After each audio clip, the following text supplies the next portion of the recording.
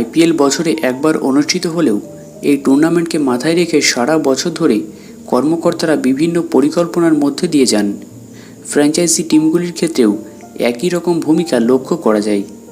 অন্যদিকে এই বছর আইপিএলেও রয়্যাল চ্যালেঞ্জার্স বেঙ্গালুরু ফাইনালে জায়গা করে নিতে পারেনি। টিমে একাধিক তারকা প্লেয়ার থাকলেও টিমের ব্যর্থতা কর্মকর্তাদের রীতিমতো চিন্তায় রেখেছে। এবার টিমের অন্যতম প্রাক্তন তারকা আরসিবির গুরুত্বপূর্ণ দায়িত্ব নিতে চলেছেন।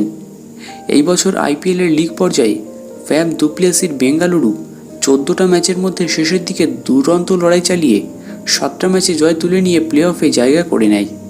কিন্তু প্লে অফে রাজস্থান রয়্যালসের কাছে হেরে আবারও চ্যাম্পিয়ন হওয়ার স্বপ্ন ভঙ্গ করে। অন্যদিকে এই বছর আইপিএলে বেঙ্গালুরুর হয়ে অসাধারণ মরশুম কাটানোর পর দীনেশ কার্তিক অবসরের সিদ্ধান্ত ঘোষণা করেছিলেন।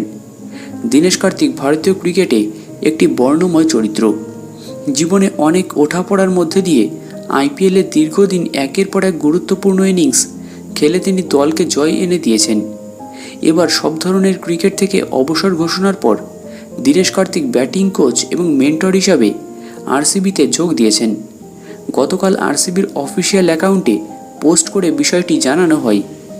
দীনেশ কার্তিকের ছবি পোস্ট করে লেখা হয়েছে, আমাদের উইকেট কিপারকে সব রকমভাবে স্বাগত জানাই। দীনেশ কার্তিক সম্পূর্ণ নতুন এক ভূমিকায় আরসিবিতে ফিরে এসেছেন। তিনি টিমের ব্যাটিং কোচ এবং মেন্টর হতে চলেছেন। আপনি একজন মানুষকে ক্রিকেট থেকে বার করে দিতে পারেন, কিন্তু ক্রিকেটকে কখনোই একজন মানুষের ভিতর থেকে বের করে দিতে পারবেন না।